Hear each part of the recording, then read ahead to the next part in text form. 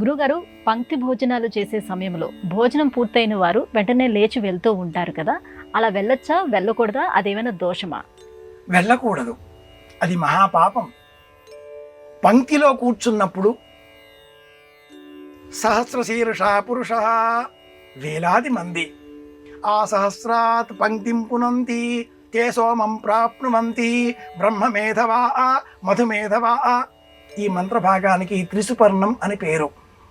త్రిసుపర్ణమయాచితం భ్రూణహత్యాం వా ఏతే ఘ్నంతి. ఇలా అనేక వాక్యాలు నేను జ్ఞాపకం చేసుకుంటూ మీతో చెబుతున్న అంశం ఏమిటి అంటే, పంక్తి భోజనం చేసే సమయంలో కొన్ని నియమాలు ఉంటాయి. ఒకే సమయంలో భోజనాన్ని ఆరంభం చెయ్యాలి.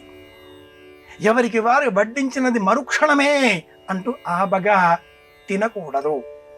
అలా తినడం ప్రారంభిస్తే ఇతరులందరూ ఉచ్ఛిష్ట భోజనం, ఎంగిలి తిన్న పాపం వారికి లభిస్తుంది.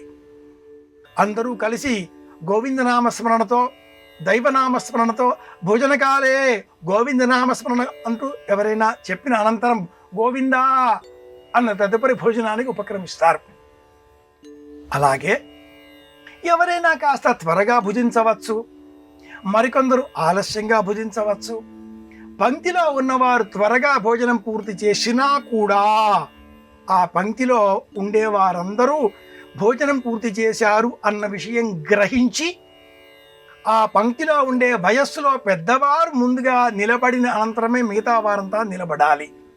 అంత పొడవైన పంక్తి మనకు తెలియదు అనుకున్నప్పుడు వడ్డించేటటువంటి వారే ఈ అంశాన్ని గమనించి భోజనాంతకాలే, అంటే భోజనాలు అయిపోయాయి, భోజనాంతకాలే గోవిందనామస్మరణ అనగానే అందరూ లేవాలి.